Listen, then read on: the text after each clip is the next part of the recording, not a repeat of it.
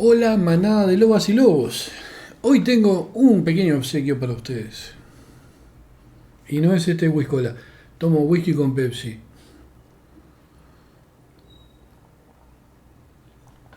Yo sé que no es de super machito tomar whisky con Pepsi o con Coca. Lo que pasa es que no me banco más whisky solo. Las bebidas de mucha graduación sola ya no me da el estómago. Me aburren, no me gustan. La verdad no me gustan, no. A no ser Jagermeier, sí, ese licor me encanta, me fascina, pero acá es incomparable. Una botella vale, son como $30 más o menos, y la verdad para tomármela en un rato no me da. Ya me voy a comprar, ahí tengo una petaquita, la petaquita incluso vale $10 casi, una petaca así. Entonces prefiero comprarme una petaca de whisky, tomármela con un refresco, una Coca-Cola. Y ta.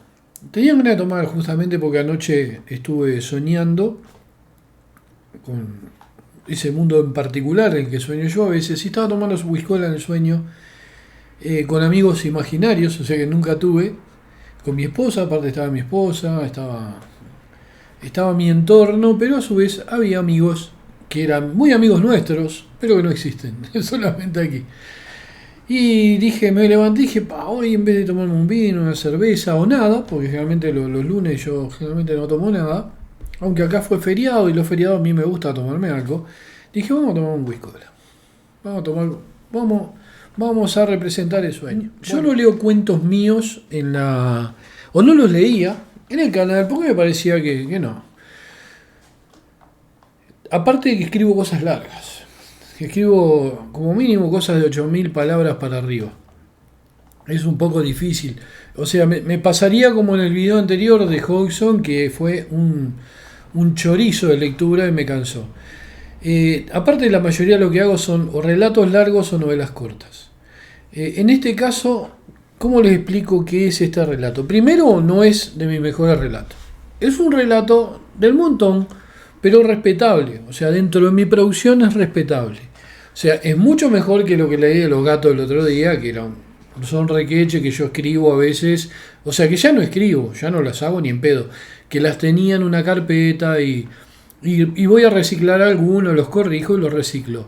Pero no, este fue un relato que lo escribí porque es lo que se puede llamar fantasía oscura u horror folk. O sea, eso lo pueden definir como quieran. El experto lo definirá. Generalmente cuando son obras mías yo no le puedo dar un género. Porque yo lo que escribo son ideas que me nacen, no historias o sueños. Esto tiene algo en particular.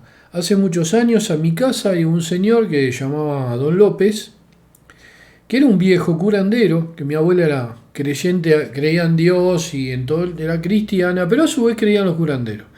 Este señor iba a casa 2 o 3 veces por semana y comía, iba a comer y santiguaba la casa, etc.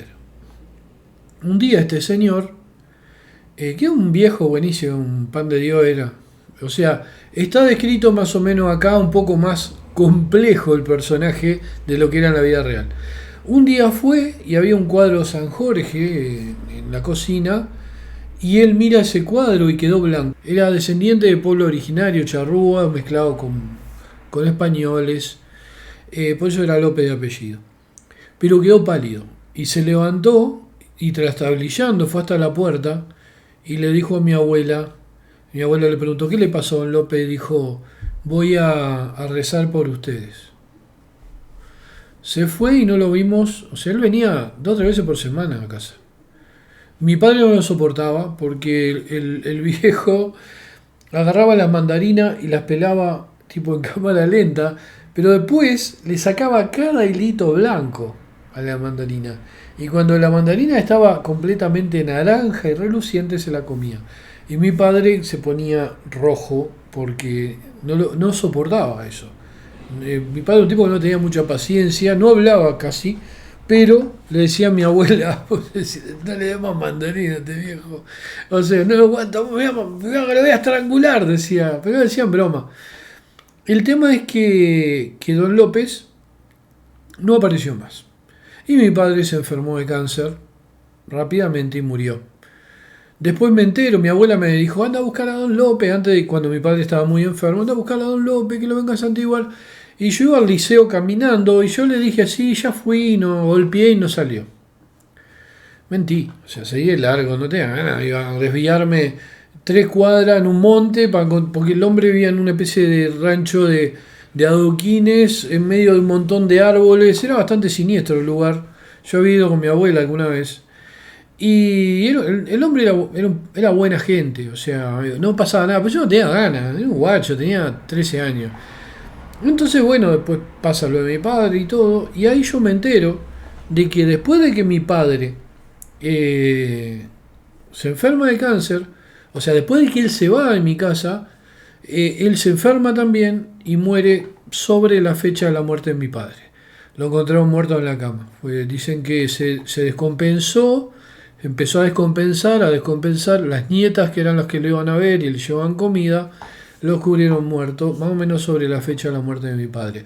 O sea, según mi abuela, que era una supersticiosa, fue que había caído un mal en mi casa y el mal había matado a mi padre y lo había llevado también a Don López, que trató de curarlo, porque supuestamente Don López se fue a rezar por mi padre, porque se antiguaba con Dios, etcétera. Era un curandero, pero también era cristiano, bla, bla, bla.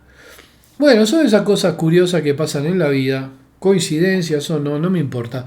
Pero un día, hace un tiempo, se me ocurre una idea sobre la fortaleza del cerro, que es una fortaleza colonial que pinta blanco, que hace 2 siglos que está ahí, que la construyeron los españoles, y el cerro, donde yo vivía, o sea, vivía en la base del cerro del lado contrario a donde vivo ahora, yo lo imaginaba de otra manera, porque está rodeado de montes, ahora ya hay menos porque los corta la gente, pasa hambre, entonces frío en invierno y cortan los árboles ilegal y clandestinamente, y con eso se calienta. Entonces el monte frondoso ya no es tan frondoso. Bueno, la cosa es que se me ocurrió una idea que ustedes lo pueden definir como fantasía oscura o como horror folk. El tema es que a mí Uruguay no me gusta. No tiene misterios, no tiene un sorete este país. Entonces yo creé hace tiempo un Uruguay paralelo donde suceden cosas que a mí me gustaría que sucedieran o no. O me asustaría que sucedieran, o me preocuparía que sucedieran, pero preferiría eso a que no suceda nada, como ahora que lo que puedo ver es un psicópata, un borracho, un ladrón, un asesino, un tarado.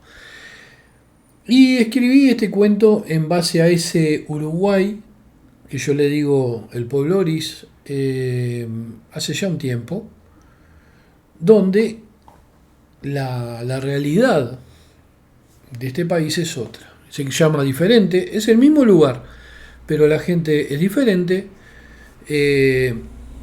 la historia es diferente, incluso la región es diferente y la cultura es diferente. Entonces es otro Uruguay, que no se llama Uruguay. O más o menos creo que me entendieron. Después cuando lea el cuento, más o menos se darán cuenta de a qué cuando lea el cuento se darán cuenta.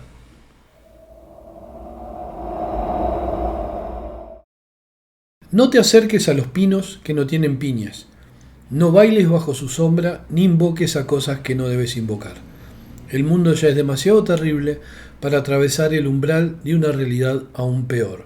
Ficus. No soporto más la situación, profesor. Hay duendes que me arruinan las plantas, me agrían la leche y hace que mis hijas hagan cosas, tragó saliva. Blasfemas con los hijos de los otros vecinos, le dijo Mauricio Martínez al profesor mientras apretaba su sombrero y lo giraba entre sus manos frente a su pecho. Y viven atrás de la fortaleza, en los bosques de los que nadie regresa, y ese viejo, el curandero, que vive en el cerro, no hace nada por detenerlo si no se le paga, y con comida. Tiene que invitarlo a tu casa, él se sienta en la cabecera de la mesa, como todo un señor, y pela las mandarinas muy despacio, sacándole cada hilo de piel blanca, uno por uno. Es enloquecedor, profesor. Es un viejo loco, y si no lo invita a comer, no te libra de los malditos duendes, y ya ni eso. El profesor Smith lo miró unos instantes con parsimonia. Después sacó una libreta y su estilográfica de oro de su campera de cuero e hizo como que anotaba todo lo que el hombre le decía. ¿Y qué es lo que quiere de mí, Martínez? No veo con claridad mi función en su dilema con duendes. Mauricio observó unos segundos al profesor. En ese momento pareció inexpresivo, sin la vehemencia con la que hablaba segundos antes. Usted no me cree, profesor. Es eso, ¿no?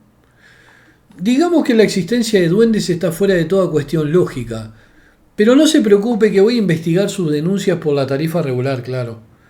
Está bien, dígame a nombre de quién tengo que hacer el cheque. No sé si mi secretaria se lo aclaró, pero no aceptó cheques. El cerro era el punto más alto de la ciudad. Sobre él existía una fortaleza cuyo origen era incierto. Se decía que ya estaba desde antes de la colonización y los miembros de los pueblos originarios contaban que sus ancestros, cuando llegaron emigrando desde el norte, más de 5.000 años en el pasado, la consideraron una construcción de los dioses que existía desde antes que los humanos tuvieran el don de la razón.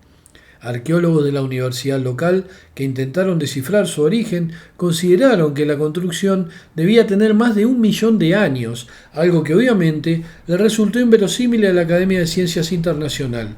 Debido a eso se consideró a la fortaleza como una formación natural singular que los humanos asociaron a ese tipo de edificación por su similitud con un antiguo baluarte colonial. Pero fuera un edificio o una formación rocosa, los habitantes de la capital la llamaban la fortaleza. Tiempo después de la colonización de la ciudad, sobre el cerro se intentaron establecer varios destacamentos militares, aunque sin éxito. No existía soldado o civil que pudiera resistir más de 2 noches en ese lugar.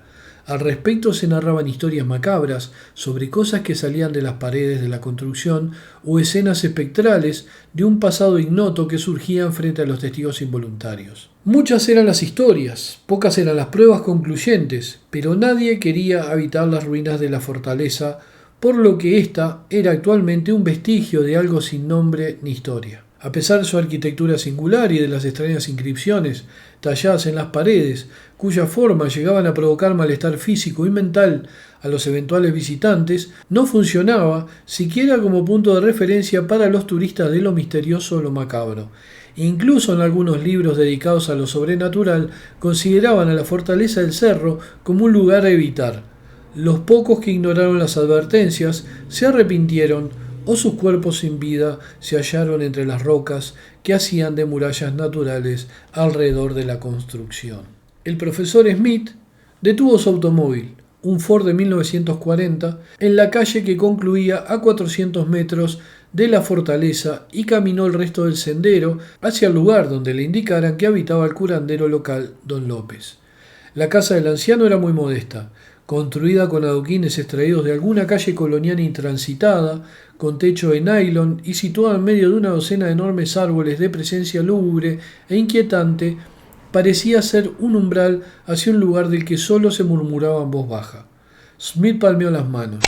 Un par de minutos después salió por la puerta un hombre de piel levemente morena, casi calvo, vestido con un largo saco negro y una boina del mismo color. ¿Sí? ¿Don López? El mismo, respondió el anciano. El profesor extendió su mano y el dueño de casa se la apretó con debilidad. Vine por pedido de Mauricio. Sí, le molestaba cómo pelaba la mandarina. Más que por eso otro, el profesor carraspeó, por el asunto con los duendes. Ah, por eso otro, rió el hombre e hizo un gesto de que el visitante lo esperara un momento mientras regresaba al interior de su casa. Demoró unos segundos y regresó con 2 sillas ruinosas y muy antiguas, quizás de 200 o 300 años, lo que sorprendió al profesor, ya que con la venta de esos muebles el hombre podría haberse mudado a una casa más digna que ese rancho ruinoso en el confín del mundo. Don López hizo un gesto para que el visitante se sentara y los dos lo hicieron. Así que Mauricio lo contrató. Sí, el señor Mauricio espera que usted interceda con los duendes sin que ello conlleve a que tenga que invitarlo a comer. Don López meditó varios minutos, quizás 10, porque el tiempo no pasaba para él como para las demás personas. Los duendes. ¿Sabe que lo que usted llama duendes no son duendes? El profesor sonrió mientras intentaba responder, pero el anciano interrumpió preguntando: ¿té? Tengo solo té verde. El profesor dudó unos segundos y asintió. Sí, té verde estaría bien. Está fresco, ¿no? Corre una brisa bastante intensa por este lugar. Un poco, pero con el té dejará de sentir frío por un rato. Don López desapareció nuevamente dentro del rancho de adoquines de granito y regresó a los 5 minutos con 2 tazas de té, un recipiente dorado lleno de terrones de azúcar, decorado con extraño fauno de 2 cabezas y una tetera de igual diseño. Smith tomó un solo terrón y lo introdujo en una de las tazas sin ornamentos, lisa y negra como si fuera tallada de un bloque de ónice. «Qué material extraño es el de esta taza, es pesada, más parece mármol que porcelana». Don López pareció ignorar el comentario. Bebió un pequeño trago de té, lo saboreó unos segundos con parsimonia y dijo: «Es que no son duendes». Sí, estoy de acuerdo con usted. La existencia de los duendes es tan real como la de los ángeles o los unicornios. Don López volvió a beber otro trago, esta vez un poco más largo. No me refería a eso, señor Smith, profesor Osvaldo Smith de la Facultad de... Aquí importan los nombres, no los títulos. Cerró los ojos y aspiró el aire con su nariz ancha. Una ráfaga de viento llegó de los bosques frondosos que escoltaban la fortaleza como soldados de terracota, y eso pareció satisfacerlo. ¿No le parece que el aire de este lugar es fantástico?, dijo, y bebió otro trago de té, aún con más parsimonia que la vez anterior. Smith asintió, mientras sorbía el té, descubriendo que este era excelente, de una mezcla jamás probada por él, a pesar de que recorriera varios países cultores del té cuando fungía como capitán del ejército aliado en la Gran Guerra, cargo que desempeñara voluntariamente al poco tiempo de recibirse como profesor de Historia en la Universidad de la República. ¿A qué se refería cuando mencionó que los duendes no son duendes? A eso mismo. Lo que los vecinos de los alrededores del cerro describen como duendes son en realidad otra cosa más antigua, cuyas travesuras son solo residuos de lo que realmente pueden hacer en el mundo que conocemos como realidad, lo cotidiano. Como a usted le suene mejor, Mauricio tenía problemas con esa gente porque se metió en sus dominios e hizo cosas que no debería haber hecho. ¿Comprende más o menos a lo que me refiero? Smith lo miró con seriedad. No, no comprendo. Le pediría que sea más específico, respondió Smith y bebió otro sorbo de té verde. Don López rumió la pregunta del visitante unos minutos. Bebió más té casi en cámara lenta y comenzó a narrar. Hace muchísimos años, miles, quizás más, en este lugar vivía gente que no era como nosotros. Gente singular que trataba la naturaleza de una forma diferente. Y la naturaleza los trataba a ellos también de una forma diferente. No como a nosotros que la vejamos, pisoteamos y destruimos para conquistar más espacios vírgenes, para extendernos como una plaga. ¿Los nativos?, preguntó Smith sin entender. Los que usted llama los nativos llegaron miles de años antes que los indígenas, de los que soy descendiente, habitaran este lugar. Y si mis ancestros lograron vivir aquí, fue porque supieron, después de cientos de accidentes y experiencia de prueba y resultado, a respetar las señales que existen en los lugares donde esta gente habita. Smith se rascó la mandíbula y trató de razonar algo que le parecía incoherente. Usted me dice que antes de que llegaran los indígenas, de lo que usted desciende, existía otra raza de personas en este lugar. Es lo que le digo, otra raza, otro pueblo, otra gente. Y esos son los que la gente del cerro llama duendes. No son duendes. Los duendes serían personitas simpáticas, si existieran, lo que no sucede. Esta gente no es ni simpática, ni son personas, y ni siquiera son compatibles con los humanos. Son distintos. Gente que evolucionó de otra forma y no del mismo antepasado de los humanos. Entonces no son gente. Don López pareció perder la paciencia unos segundos. Alzó las manos, las bajó, abrió la boca, la cerró y después suspiró. La gente, sin importar de qué especie sea, la gente son personas, y la persona es persona por tener una personalidad. Y esta gente tiene una gran personalidad, ni se imagina cuánta, aseguró, calmándose a medida que iba explicándose mejor. Smith asintió sin entender todavía a qué tipo de gente se refería el anciano. Si evolucionaron de otro antepasado similar al de los humanos, no son humanos. Nosotros somos humanos porque evolucionamos de los homínidos. No tengo idea de qué animal, cosa, roca, pez, insecto o lo que sea evolucionaron, pero son un pueblo. Tienen una cultura, comunidades y son muy hostiles, pero no porque odien a los humanos. Donde están ellos, no pueden estar los humanos. Es un tema de agua y aceite, ¿entiende? O el polo negativo y positivo de un imán. Ellos y nosotros nos repelemos, pero por desgracia para nosotros, ellos siempre salen mejor parados. Smith se retiró del lugar después de despedirse de don López y le prometió que volvería para negociar lo que fuera que quisiera que negociara su cliente. El automóvil estaba cubierto de rocío.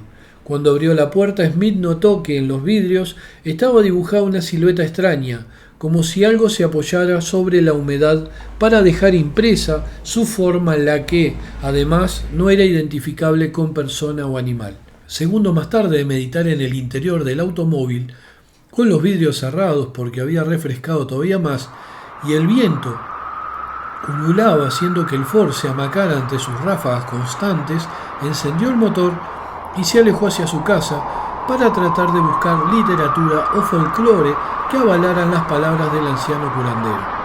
Smith era un racionalista, pero sabía que no se podía ir a la guerra con un conocimiento tan pueril de un posible enemigo.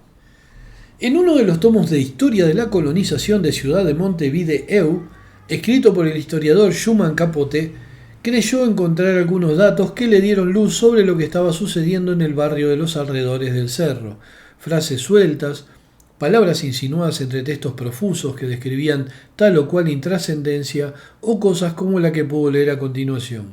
Y cuentan los incultos aborígenes que antes que ellos y que nosotros llegáramos existía gente oscura que se vestía con ropa amarilla. Ellos solo se podían vislumbrar haciendo visera con la mano y observando entre los rayos de sol que atravesaban las hojas de algunas especies de árboles, como por ejemplo el paraíso, el pino o el ombú. Hubo otro escrito de la coronela Betsabé Rivera que aseguraba que el mayor peligro para una patrulla de soldados de la patria no es la indiada, cuyos miembros salvajes se pueden matar con el disparo de un mosquete, sino la gente de amarillo, que acecha entre algunos montes oscuros y pavorosos para robarle la razón a los hombres y mujeres de bien. Y eso si los hombres y mujeres de bien tienen suerte, porque de lo contrario se cuentan cosas tan espeluznantes que me da temor revivirlas en estas páginas de mi diario. No quiero que al escribirlas cobren vida y puedan existir más allá de mis pensamientos temerosos. Smith acomodó sobre el escritorio los libros que sacara de los anaqueles de su biblioteca personal. Atardecía y la penumbra parecía retorcerse por los rincones del estudio con paredes recubiertas con molduras de roble. Encendió la luz y comenzó a quitar el polvo de las portadas y buscar información que creía estaba en esos viejos volúmenes de tapas de cuero negras, algunos de ellos supuestamente encuadernados en piel humana por los antiguos colonizadores. Sintió una leve sensación de repugnancia, pero la guerra lo había curtido y dentro de todo, quizás la piel de las cubiertas no fuera humana, sino de algún animal local. Los había conseguido en una ciudad del interior profundo del país. La viuda de un coleccionista se lo vendió por 1/10 de su valor y entre ellos había incunables como el Malleus Maleficarum, el Liber Foedus o Tratados sobre los pueblos ocultos en bosques y montañas de la banda sur de Isidoro de Cañones. Este último era el que pensaba consultar porque creía recordar haber leído tiempo atrás en sus páginas ajadas referencias a la gente de amarillo. De Cañones escribía profusamente sobre el folclore de los pueblos originarios y reproducía algunas historias de los primeros blandengue que recorrían las llanuras en busca de matreros o indios renegados. Tras largas horas de trabajo, armó un mapa aproximado de a lo que se refería el extraño anciano al que llamaban Don López. Miles de años en el pasado, o quizás decenas de miles, existió en las zonas costeras una raza primigenia cuya evolución fue diferente a la de los humanos. Los integrantes de ese pueblo ignoto utilizaban conocimientos naturales o alguna forma de tecnología curiosa que los mantenía ocultos. A pesar de lo disparatado de tal suposición, existían cientos de fragmentos de notas y crónicas de los primeros conquistadores que describían a esta gente como los amarillos o los oscuros de amarillo. Por más que algunos historiadores folcloristas o simples testigos describían que la piel de estas personas era blanca como los cirios de la iglesia, la definición era la de oscuros porque su expresión era eso mismo, oscura, sus intenciones eran indefinibles y habitaba en la parte más mórbida y sombría de los bosques. Para acceder a ellos, a sus pueblos, había que conocer palabras y masticar plantas u hongos, todo en un orden milimétrico. Cuando se seguían todos los rituales, dentro de enormes árboles cuyas raíces se alzaban y dejaban entrever agujeros en la tierra, se podía acceder a umbrales que llevaban a las viviendas de esta gente, que se parecían a las ilustradas en los libros infantiles de la vieja Europa, pero cuyas configuraciones variaban de acuerdo a la perspectiva desde donde se las observaba. La luz del sol en determinado ángulo con las hojas haciendo un filtro con sus movimientos pendulares, la disposición de las sombras o la conjunción de todo eso. De lo contrario, uno podía pasar junto a las casas de esta gente sin verlas e incluso tropezándose con ellas sin darse cuenta de lo que eran, ya que la mente en condiciones normales estaba cerrada a la existencia y forma de tales singularidades. Adentrándose más en la descripción de ese pueblo ignoto, las crónicas o suposiciones ingresaban a otro plano donde describían que el sentido de realidad de los testigos humanos se disolvía en efluvios y sus mentes colapsaban al no poder procesar las estructuras inhumanas que ellos esculpían o construían desde la base de una mente igual de inhumana, y que las propias formas de estos seres eran tan imposibles y nocivas de observar que provocaban como mínimo los efectos de la contemplación de un eclipse solar sin la protección ocular debida. Smith dejó los libros mientras bebía un trago de escocés. Algo así, pero sin la Pepsi. Para él no había dos verdades sobre lo que estaba tratando de dilucidar. Él siempre sostuvo que para todo existía una única verdad, y en este caso, la verdad dependía de diversos factores, entre los que se encontraban la propia idiosincrasia de los colonizadores de la banda sur, y particularmente para los que habitaban la profusa barriada que se había erigido alrededor de la única elevación natural que existía y llamaron el cerro. El cerro, rodeado de bosques y viejos intentos de construir acueductos de mármol, bronce y cemento que se cortaban abruptamente en la nada, era un lugar más que singular para el pueblo bostezante de ese país al margen de los avances científicos que en otras partes del planeta eran habituales. El habitante de esa ciudad, y particularmente el de los alrededores del cerro, si se topaba con una piedra demasiado grande, en lugar de pulverizarla y crearse camino, prefería esquivarla y hacer las cosas en otro lugar. Esa era la principal característica idiosincrásica de los habitantes de la banda sur. Gente impedida de luchar contra los elementos, de imponerse sobre sus enemigos por medio de la voluntad y, por qué no, propensa a dormir más de lo que trabajaban. Era por eso por lo que, cuando se toparon con los duendes, decidieron detenerse allí y no seguir ocupando los bosques circundantes, algo que Mauricio Martínez no quiso hacer y ahora parecía pagar las consecuencias. Smith sentía vergüenza de compartir la tierra con personas tan safias e indolentes, rabia de que lo consideraran parte de esa nación cuando recorría el mundo y lo subestimaran porque sus coterráneos eran cretinos. Siempre me he preguntado por qué gente capaz de subir un barco y hacer una travesía de meses se ha visto sumida en una laxitud después de habitar tal o cual lugar de esta nación. Quizás tenga la respuesta entre mis manos. Meditó, pensando sobre lo que le contara un colega hacía más de una década sobre un asentamiento cercano a un bosque en el interior del país. Si eso le daba una esperanza y una explicación de la naturaleza a los habitantes de esa nación, mejor. Si podía justificar todo por medio de hechos sobrenaturales, tendría un argumento para rebatir el desprecio y la subestimación de los europeos por los criollos de una de sus antiguas colonias. Pero eso habría sucedido si Smith no fuera Smith y solamente lo pensó en un momento de debilidad o cansancio.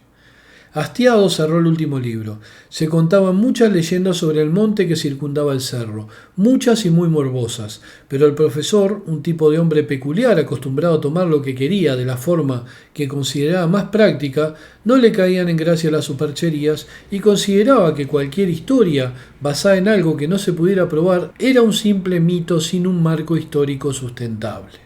Fue por eso por lo que, Cargada su biblioteca mental con muchos datos aislados, volvió a conducir hasta el cerro, detener su automóvil en un lugar diferente al de la vez anterior, bajarse del vehículo, caminar los metros que lo llevaban hasta el viejo rancho de granito de Don López y volver a golpear las manos para que éste saliera a atenderlo.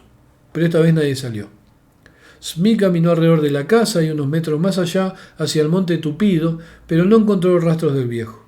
Desilusionado, se retiró de la zona y planeó regresar al otro día con equipo como para adentrarse más en el bosque y tratar de resolver qué era lo que pasaba en ese pueblo antiguo y por qué estas personas, porque no podían ser otra cosa, molestaban a los habitantes de los alrededores, fundamentalmente a su cliente, que ya había depositado el pago completo a su cuenta bancaria, hecho por el que debía responder, dada la rígida reputación que le precedía y que le permitía incluso ser contratado por el gobierno local para resolver entuertos políticos y territoriales de todo tipo o mediar entre personajes de culturas completamente diferentes. Cuando Smith regresó a su vehículo, no encontró nada extraño e inusual. Se recostó en el asiento y encendió el motor.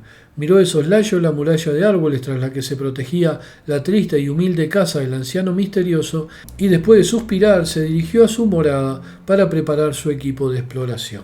¿Vieron atrás? Tengo las luces verdes. El misterio es los árboles del bosque.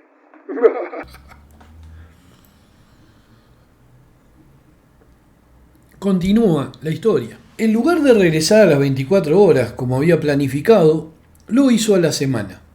Con él traía una mochila de cuero cargada con pico, machete, una pequeña pala del ejército, con la cual había revistado en la Gran Guerra, raciones de comida, agua y un enorme pistolón de servicio calibre 45 de cañón hexagonal. Además de las 5 balas que portaba el tambor del arma, tenía 2 cajas más que hacían la friolera de 105 tiros. Smith, que combatiera en el frente bélico, se sentía seguro con su pequeño cañón de mano, con el que matara a más de 20 soldados enemigos, lo que le valieran 5 medallas al mérito y a la valentía, amén de que una de sus víctimas era uno de los oficiales más rutilantes de la caballería prusiana, lo que provocó el caos entre la soldadesca rival. Así todo, antes de adentrarse en lo más profundo e inexplorado del monte, Smith pasó por la casa del anciano, que esta vez respondió a su llamado. Cuando Don López salió por el agujero que se podía llamar puerta, estaba demacrado y parecía mucho más viejo y aciago. «Hola, señor Smith», suspiró. «Un vecino lo vio y me avisó cuando regresé. Me dijo que vino la semana pasada, pero como se habrá dado cuenta yo no me encontraba en mi hogar». «¿Trabajando?». El anciano rumió la pregunta unos instantes. «Más bien haciendo un poco de magia», frunció el entrecejo, «para que la gente amarilla dejara en paz a Marcelo y a otros vecinos con un problema similar. Pero fue en vano. Las vacas dejaron de dar leche y murieron. El perro enloqueció y tuvieron que sacrificarlo, y el gato desapareció, aunque es dudoso que el gato haya muerto. Son animales muy antiguos, muy sensitivos, y cuando ven problemas tienen la habilidad de marcharse a un lugar donde no los haya». «Entonces parece que no le fue muy bien». «No me ve la pinta. Esta vez casi me llevan con ellos, y no a un lugar mejor. Eso se lo puedo asegurar. Por mi posición en este entuerto, ya no soy bienvenido en sus tierras, ni siquiera en sus fronteras». «¿Cómo que casi se lo llevan?». Don López hizo un gesto negativo. «Es una metáfora. Casi muero. Ya estoy viejo y perdiendo la capacidad de utilizar las cosas que hay entre la naturaleza para ayudar a las personas, a nuestras personas». «Explíqueme qué es eso de usar cosas que hay entre la naturaleza». Don López se cargó de paciencia para explicarle al hombre de ciencia lo que a él le parecía tan simple y al otro no. Imagínese que el mundo es más rico de como lo conocemos. Imagínese que donde usted ve un árbol y unas flores, no solo hay un árbol, sino varios árboles, plantas, un pequeño arroyo y hasta un lugar habitado por alguien. La cosa, Smith, está aquí. Se tocó la cabeza con el dedo índice derecho. Aquí y nada más que aquí. Sigo sin comprenderlo. Don López suspiró y después de mirar a su interlocutor como un niño de 5 años, continuó con su intento de ilustrarlo. «A ver, ¿cómo se lo puedo explicar a su mente empirista?». Hizo una pausa. «Imagínese que existe una maquinaria con varios engranajes que funciona a la perfección. Cada engranaje tiene 100 ranuras que encajan con los otros engranajes y hacen que la máquina se mueva, e imagine que usted quiere que un engranaje con muchísimos menos dientes encaje con los otros y además que la máquina funcione. Aunque lo de los engranajes no es buen ejemplo, creo que usted me quiere decir que la mente humana carece de algunos protocolos para poder ver algunas cosas que, sin embargo, están ahí y logran que la mecánica natural trabaje por más que parezca que no. Eso mismo. Al fin lo entendió Smith, y disculpe mi falta de paciencia, pero es muy difícil explicar a los campesinos el origen del mal que asola sus tierras. Para ellos todo es literal, sin abstracciones, porque de tanto trabajo bruto han perdido la capacidad de entender las abstracciones. Usted, imagino, por la mochila que trae y el arma en la cintura, trata de entrar a los bosques que están detrás de la fortaleza, en la zona en la que va muy pero muy poca gente, por no decir nadie. Es así. ¿Qué espera encontrar en ese lugar? ¿Me puede decir? Smith sacó un chicle y se lo puso en la boca. Invitó a don López con otro, pero este hizo un gesto negativo diciendo: mis dientes son postizos y los chicles se pegan entre ellos y después es difícil despegarlos. Smith dudó unos instantes. Miró hacia los árboles que rodeaban la casucha y, suspirando mientras masticaba el chicle con fruición, dijo: espero encontrar la verdad, y esta, para mí, es que en esos montes habitan unos indígenas que están pasados de listos y se aprovechan de las supercherías y la alta credibilidad de los vecinos de la zona para hacer de las suyas. Don López sonrió por primera vez desde que Smith lo conociera. Su sonrisa lo hizo estremecer, porque era como la de un lobo, ya que la comisura de la boca se había extendido demasiado, casi se podría decir que de forma inhumana. Y me imagino que cree que a los disparos con su arma de fuego va a resolver y ordenar lo que está desordenado. Eso es un tema de las autoridades. Yo solamente voy a ver lo que pasa, resolverlo una buena vez, y mi arma es un pequeño disuasivo por si los locales me consideran un estorbo para continuar con sus tropelías inocentes que se están pasando a inocentes. Don López asintió y murmuró: que tenga suerte entonces, Smith. Y un consejo: apártese de los pinos que no tienen piñas. Es época de piñas, y si un pino no las tiene, no es un pino. ¿Comprende? No comprendo bien, pero aceptaré su consejo. Extendió su mano y la estrechó con la del anciano, que se la apretó con una fuerza que no parecía natural. Ha sido un gusto y quizá nos veamos para conversar sobre la solución del problema. Lo dudo, Smith, pero me encantaría, sinceramente me encantaría poder conversar con usted nuevamente, pero vio cómo es la vida, hoy estamos y mañana no, y lo digo por los dos. Smith sonrió ante las palabras del viejo y partió hacia el bosque, que estaba en la ladera del cerro que daba al mar, más allá de la silenciosa fortaleza de basalto negro. Caminó con firmeza, casi con paso marcial. La mochila pesaba lo suficiente para hacerlo sentir vivo, para darle seguridad de que llevaba las herramientas para salir de cualquier entuerto. El arma que descansaba en su cintura, una cosa fría, fuerte, oscura y con cachas de madera, tallada por la mano de una bella chica francesa que conociera entre batallas, era su comodín en caso de que las cosas se desbordaran. Rozó el percutor con los dedos de la mano derecha y sonrió para sus adentros mientras comenzaba a silbar la sinfonía número 40 de Mozart. Unos minutos más tarde, acompañado por una brisa con aroma a fruta silvestre y hojas quemadas, llegó a lo que decían era el umbral para acceder a las tierras que los campesinos esquivaban. Una roca de extraña forma antropomórfica, cubierta de símbolos cuneiformes, era el mojón que dividía el mundo humano del que Smith consideraba falso. Por lo tosco del tallado de esa roca, los que se ocultan en ese bosque deben ser indígenas, que sobrevivieron a la matanza de la última guerra civil, y ahora están haciendo pagar al hombre blanco por sus fechorías con otro tipo de fechorías basadas en la superstición. No es que quiera estar en desacuerdo con sus actos, pero me pagaron para estarlo. Meditó sobre el rumbo a seguir y continuó la marcha adentrándose en el bosque de pinos. El aroma a hojas quemadas y fruta fresca ahora se hizo más intenso, incluso como si tuviera la fruta ante él y la fogata a menos de 5 metros. Transcurridos 10 minutos, creyó sentirse observado, pero seguramente eso era parte del clima creado por los nativos de ese lugar. la piedra tallada, el aroma a la menta que crece en los arroyuelos, el sol atravesando las ramas y dibujando formas sobre la tierra cubierta de detritus, y esos curiosos pinos de formas retorcidas que no tenían siquiera una sola piña, eran como partes de un decorado artificioso que debía provocar inquietud en el visitante no deseado. Se detuvo y miró el resto de los pinos. Todos estaban cargados de piñas, menos los que parecían formar un camino hacia lo más profundo del bosque. Recordó las palabras de don López antes de que lo dejara en su humilde morada. Apártese de los pinos que no tienen piñas. Es época de piñas, y si un pino no las tiene, no es un pino. ¿Comprende? Sigo sin entender lo que me quiso decir ese viejo loco con lo de los pinos sin piñas, pensó, mientras sacaba el machete de su mochila y se acercaba con sigilo a uno de los troncos retorcidos que destilaba un líquido aceitoso y fragante.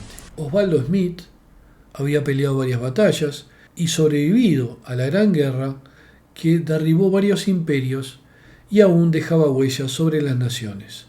Era valiente, cauto y hábil con las armas, tanto las de fuego como las de mano. Fue por eso por lo que sus amigos y conocidos no entendieron por qué no regresó del cerro.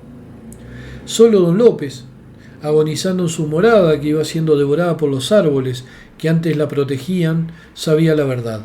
Verdad que moriría con él, porque era el último vestigio de un pueblo que supo caminar al borde de las piedras en armonía con la naturaleza y con cosas que retozaban bajo la luz de la luna antes de que el primer hombre mirara hacia el bosque y temblara de terror por lo que se ocultara entre las sombras. Fin. Bueno, terminé. Este no es uno de mis mejores relatos, les soy sincero, tengo muchos relatos infinitamente mejores que este para mi gusto personal. Uno cuando escribe sabe lo que le gusta más o lo que le gusta menos. Este es un relato que creo que es competente, es entretenido y obviamente es de un género que no es muy común que se escriba en esta parte del globo. Espero que les haya gustado, que los haya divertido. Yo creo que quizás un actor o alguien lo hubiera leído de forma mejor, pero hago lo que puedo. I do my best, como dicen los yankees. Se terminó aquí. Tengan cuidado con los pinos que no tienen piñas. No se olviden de eso. 到此为止。